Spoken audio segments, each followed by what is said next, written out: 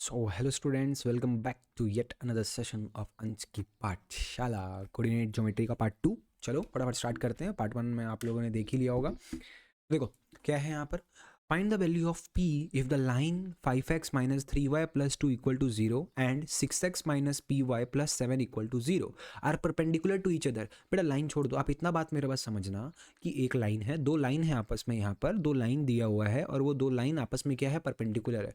आप इस लाइन को ले लो 5x minus 3y plus 2 equal to 0 और ये वाली लाइन को आप ले लो 6x minus py plus 7 equal to 0 और ये दोनों लाइन आपस में क्या है, परपेंडिकुलर है। जैसे ही परपेंडिकुलर आया दो लाइन आपस में, मतलब उनका स्लोप क्या होगा, m1 into m2 equal to -1। ये हमारे दिमाग में आना चाहिए, ठीक है। फिर बोल रहा है आपको hence find the equation of a line passing through इतना -2 -1 में से कोई भी मतलब कोई भी एक पॉइंट है, -2 -1 एक पॉइंट है, वहां से कोई एक लाइन पास हो रहा है। एक पॉइंट कोई सा भी दिया हुआ है आपको, वहां से एक लाइन पास हो रहा है, बट उसमें ये चीज बोला गया है कि वो क्या है, वो पैरेलल है तुम्हारा 6x माइनस 2 py प्लस 7 से क्या है, वो पैरेलल है। ठीक है, क्वेश्चन बिल्कुल भी हार्ड नहीं है, बहुत इजी क्वेश्चन है। और आपको मैं फिर से बोला था, समझाते वक्त में भी बोला था पहले वाले वीडियो में कि कोऑर्डिनेट में कभी भी आपको अगर इक्वेशन ऑफ अ लाइन पूछेगा तो आपको जिस पॉइंट से पास होगा उसी पॉइंट को लेना है। मतलब फॉर्मूला क्या होता है, y minus Y one equal to M into X minus X one. ठीक है, तो आपको जिस पॉइंट से पास होगा उसी पॉइंट को लेना है। ठीक है, इन पॉइंट से पास हो रहा है, मतलब यहाँ पर किससे पास हो रहा है, -2 -1, तो आपके वैल्यू आ गए, आपको अभी से मिल गया कि -2 ये है, -1 ये है। गॉट इट, x1 का वैल्यू अपना -2 हो गया, y1 का वैल्यू आपका -1 हो गया। ठीक है, इतना बात क्लियर था। आपको ये जो स्लोप निकालना था, वो स्लोप किसके बराबर रहेगा, आप six X minus P Y plus 7 जो लाइन है उसका स्लोप निकाल लो, वो उसका स्लोप आपका इसका स्लोप दोनों का सेम रहेगा, क्योंकि दोनों लाइन आपस में पैरेलल है। पैरेलल होने से फॉर्मूला क्या होता है, m1 इक्वल टू m2। ठीक है, तो चलो अपन स्टार्ट करते हैं। दो आपको इक्वेशन दिया हुआ है, दो लाइन का आपको इक्वेशन दिया हुआ था, ठीक है ना। दोनों आपस में क्या परपेंडिकुलर है। देखो अपन लाइन लेते हैं 5x minus 3y plus 2 equal to 0, तो -3y equal to -5x minus 2, -3y equal to minus का साइन अपन कॉमन ले लिए तो 5x प्लस 2, दोनों जगह से अपन माइनस माइनस काट दिए, तो y equal to 5x plus 2 by 3, y equal to 5x by 3 plus 2 by 3। देखो यहाँ पर याद रखना, ये जो 3 नीचे में आया है, ये दोनों को अलग अलग नीचे नीचे में डालोगे, आप अलग अलग कर दोगे। अब एलसीएम लेते तो भी वही हिसाब आता, उल्टा जाता। अब मतलब जब आप नीचे में 1 बाय मतलब 5x बाय 3 प्लस 2 बाय 3 था, उन दोनों का एलसीएम लेते तो 5x प्लस 2 बाय 3, समझ रहे हो ना। तो यहाँ पर भी वही चीज़ होगा। ओके, एक सेकेंड। चलिए देखिए, तो यहाँ पर आपका स्लोप कितना आ जाएगा, इस लाइन का आपका स्लोप आ गया है 5/3, इस लाइन का स्लोप क्या आ गया आपका 5/3।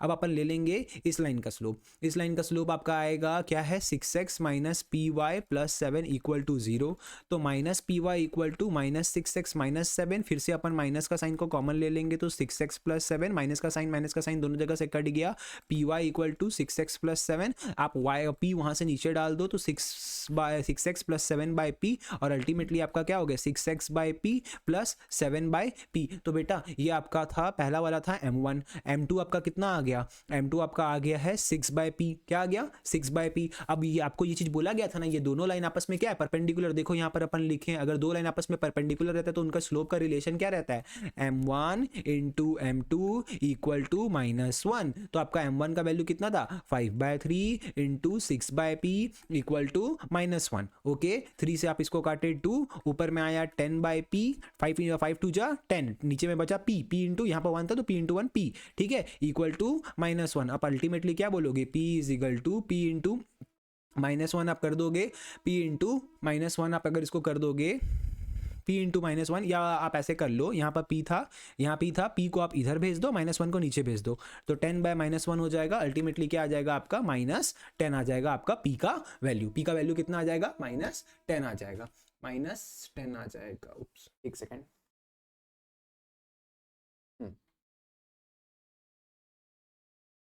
p का वैल्यू आपका -10 आ जाएगा। Got it. अभी नेक्स्ट क्या हो गया, आपको p का वैल्यू पता है ना, आपको p का वैल्यू पता चल चुका, ठीक है, आपको पी का वैल्यू पता चल चुका, अल्टीमेटली आपको m1 और m2 का क्या पता चल गया, आपको m2 का भी m2 का स्लोप पता चल गया। देखो ध्यान से, क्वेश्चन में क्या बोला था कि अगर आपको फिर क्या बोला कि find the equation of a line, P का वैल्यू फाइंड करना, आप पी का वैल्यू निकाल दिए -10, खुश। उसके बाद find the equation of a line passing through -2 -1 and parallel to the line, इतना 6x minus P Y plus 7 से वो क्या पैरेलल है, 6x माइनस पी वाई से वो पैरेलल है। मींस इसका जो स्लोप रहेगा, ये जो m2 जो आपका है, इसका जो स्लोप रहेगा वही क्या रहेगा, ये जो लाइन अपने को निकालना था उसी लाइन का क्या रहेगा, स्लोप रहेगा। तो अपन यहां पर ले लेते हैं, अगर ये 6/p था तो p का वैल्यू तो आप निकाल लिए -10, तो अल्टीमेटली क्या आ गया 3/5 -5, मतलब -3/5, -3/5 आपका आंसर आ गया। -3/5 ये क्या हो गया, x6x minus P Y plus 7 equal to 0, इस लाइन का क्या था, स्लोप था। और ये लाइन क्या था, जो अपने को लाइन एक इक्वेशन निकालना है उस लाइन के साथ में पैरेलल था, मतलब उस लाइन का पैरेलल था, पैरेलल होने से क्या हो गया, इसका स्लोप और उसका स्लोप दोनों का आपस में स्लोप क्या हो जाएगा, सेम हो जाएगा। ठीक है, तो आप जब इक्वेशन निकालने जाओगे तो अपन नीचे नीचे लिख लेते हैं, थोड़ा सा नीचे, अपन ऊपर इधर यहाँ पर लिख रहे हैं ना, अपन बिट नंबर 2 को इधर ही कर दे रहा, मैं इसको मिटा दें दो मेरे को। ओके, अपन यहाँ पर कर दे रहे हैं, यहाँ पर कर रहा मैं, यहाँ पर इस लाइन का आपको कोऑर्डिनेट पता है, आपको कोऑर्डिनेट क्या पता है, एक्स और वाई का कोऑर्डिनेट आपको पता चल गया -2 -1। ओके, और आपको लाइन क्या है, आपको इक्वेशन निकालना है, और आपका m का वैल्यू कितना था, m का वैल्यू था -3/5, तो आपको इक्वेशन निकालने का फॉर्मूला क्या है, y माइनस y1, ये y1 और ये हो गया आपका x1, तो x m into X minus x1, y का वैल्यू में y माइनस आपका आ जाएगा यहाँ पर -1 इक्वल टू m का हो जाएगा -3/5, x माइनस x1 का वैल्यू आपका हो जाएगा यहाँ पर -2, तो आप अल्टीमेटली क्या बोलोगे, y minus minus plus 1 equal to -3/5, x minus minus plus तो +2। अब इसको आप सॉल्व करके इक्वेशन तो निकाल सकते हो ना, इक्वेशन तो इजीली निकाल लोगे। ठीक है, आपका इक्वेशन आ जाएगा। चलो ठीक है, अपन नेक्स्ट क्वेश्चन में बढ़ते हैं, ये आप लोग कर लोगे, इतना इजी है, थोड़ा सा पार्ट आपके लिए छोड़ दिया बस होमवर्क के तौर पे। अभी नेक्स्ट क्या आया, vertices of a triangle ABC आपको दिया हुआ है, एक ट्रायंगल आपको दे दिया है, एक ट्रायंगल आपको दे दिया, उसका वर्टिसेस दे दिया, वर्टिसेस का मतलब होता है कोना, तो ये 3 कोना दे दिया है, वर्टिसेस मतलब 3 कोना, तो A का, B का और C का कोऑर्डिनेट दे दिया है आपको। A का कोऑर्डिनेट दिया है 3,8, B का कोऑर्डिनेट दिया है -1 2 और यहाँ पर दे दिया है 6,-6। ठीक है, अभी बोल रहे हैं आपको क्या निकालना है, find the slope of BC। बेटा BC का स्लोप निकालना है, ये जो लाइन BC है, इस लाइन BC का स्लोप निकालना है। क्या है, कुछ है नहीं, मेरे को बताओ कुछ है बात, y2 minus y1 bye x2 minus x1 करोगे, आंसर आ जाएगा, इजी चीज। फिर क्या बोला आपको, equation of a line perpendicular to BC, एक लाइन है जो कि क्या है, perpendicular to BC passing through A, मतलब एक लाइन है, वो कहां हो रहा है, ए से पास हो रहा है, और वो क्या है, परपेंडिकुलर है, बीसी से क्या है, परपेंडिकुलर है, बीसी से क्या है, परपेंडिकुलर है, मतलब स्लोप ऑफ जो बीसी का स्लोप निकालोगे, उसमें बीसी का स्लोप क्या आएगा, ये आपका सपोज ये हो गया आपका y2, ये आपका y2, अब जिसको लेना आप ले लो, ये आपका हो गया सपोज x1 y1 और ये आपका हो गया x2 y2, आप मेंशन कर देना एग्जाम में, ठीक है ना, x2 y2, तो आप y2 आपका क्या है 2 माइनस y1 कितना आपका -6, तो ये आपका ब्रैकेट में आ गया, यहाँ पर क्या आ गया x2 -1 और वहां पर आ गया आपका -6, तो अल्टीमेटली ये हो गया 2 + 6 बाय आपका आ जाएगा -1 प्लस ये हो गया -7, तो अल्टीमेटली ये आपका आंसर आ गया 8/7 -8/7। जस्ट अ सेकेंड,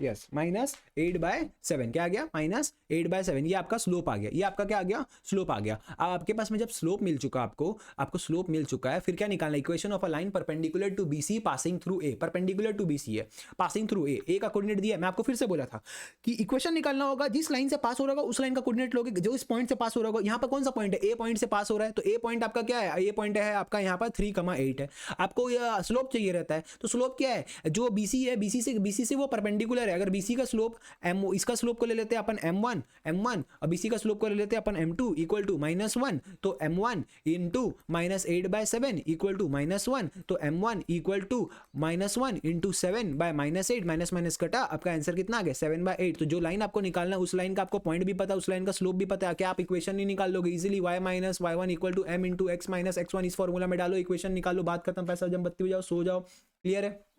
आपका आंसर आएगा 7x minus 8y plus 43। Okay, 7x minus 8y plus 43 equal to 0। और जितना क्वेश्चन मैं अभी करवा रहा हूं यही इन्हीं टाइप का क्वेश्चन आएगा, इसके अलग कोई क्वेश्चन नहीं आने वाला है, ठीक है, लिख के ले लो। नेक्स्ट क्या बोला आपको, in a given figure ABC is a triangle, BC is parallel to the Y axis. BC BC देखो, बी इधर है, बी पॉइंट इधर है, ठीक है, सी पॉइंट अपना यहाँ नीचे है, तो बीसी इज पैरेलल टू, तुमको बोला वाई एक्सिस, वाई एक्सिस के साथ में पैरेलल है, okay no problem. Write the coordinate of A and Q, आपको ए का और क्यू का कोऑर्डिनेट लिखना है, ए का और क्यू का कोऑर्डिनेट लिखना है। राइट द कोऑर्डिनेट, और भी कुछ बोला था ना क्वेश्चन में, हाँ, इज पैरेलल टू द, देखो in the given figure ABC is a triangle and BC is parallel to the Y axis, AB and AC intersect the Y axis, A B और ए सी आपका intersect कर रहा है कहां पर, Y axis से intersect कर रहा है एट पी एंड क्यू। कहां पर इंटरसेक्ट कर रहा है, पी में कर रहा है, क्यू में कर रहा है, आपको सब चीज का कोऑर्डिनेट दिया हुआ है respectively.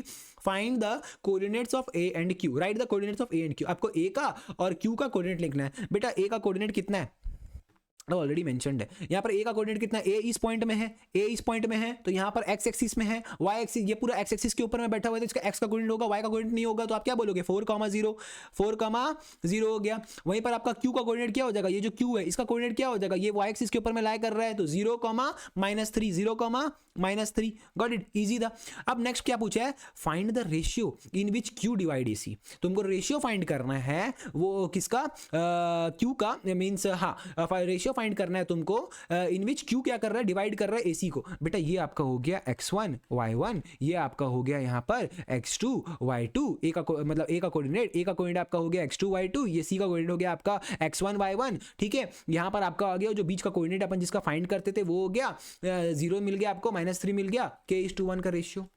Late the ratio be k:1, मैं आपको सेटअप करके दे रहा इक्वेशन, आप लिख लियो, ठीक है। आपका क्या रहता था, आपको यहाँ पर बोल दिया बीच का जो पॉइंट रहता था, बीच का पॉइंट का कोऑर्डिनेट को अपन कहाँ लिखते थे, बीच में कौन है, क्यू है, तो बीच का पॉइंट का कोऑर्डिनेट को अपन क्या लिखते थे, 0,-3 इधर आ गया, इक्वल टू आपका क्या होता था m1, मतलब रेशियो लिखते थे अपन, तो यहाँ पर तो रेशियो फाइंड करना मतलब k+1 बाय k+1, यहाँ भी आ गया k+1 बाय k+1, ओके। यहाँ पर डालोगे आप x2, आपका x2 का वैल्यू, तो आप x2 का वैल्यू अपन क्या लिए, x2 का वैल्यू है 4, ठीक है, 4 लिए अपन, 4 इंटू, देखो ए का कोऑर्डिनेट को अपन x2 लिए थे ना, ए का कोऑर्डिनेट को अपन x2 लिए थे, देखो यहाँ पर, तो ये x2 था अपना, तो एक x2 कितना हो गया 4 हो गया, वहीं पर x1 आपका कितना हो गया -2 हो गया, तो 1 इंटू -2, आपका y2 कितना था, y2 तो आपका 0, तो 0 इंटू के प्लस आपका यहाँ पर 1 इंटू आपका आएगा x2 y1, तो y1 आपका है -4। अब इस इक्वेशन को आप सॉल्व आउट करोगे, k:1 का रेशियो इजीली निकाल दोगे। आपको AC का स्लोप चाहिए था, AC का स्लोप, आपको A का कोऑर्डिनेट पता है, C का कोऑर्डिनेट पता है, स्लोप इजीली निकल जाएगा, कोई दिक्कत की बात नहीं है। x1 y1 वाला करके y2 - y1 bye x2 - x1 करोगे, स्लोप ऑफ AC निकल जाएगा। Equation of the line find the equation of the line AC का आपको इक्वेशन निकालना है, AC का आपको इक्वेशन निकालना है, उसका स्लोप बिट नंबर 3 में आप स्लोप निकाल लिए, आपको जोन सा भी मन,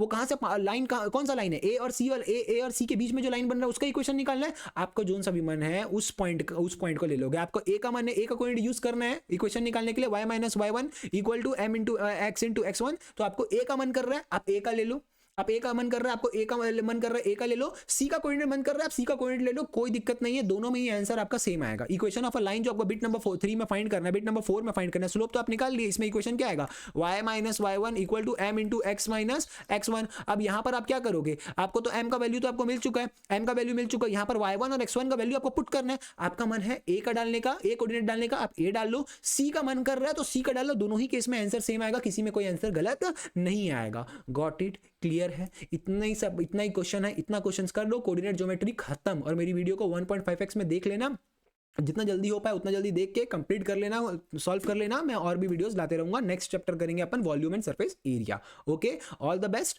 एंड जल्दी जल्दी कोऑर्डिनेट ज्योमेट्री खत्म कर लो।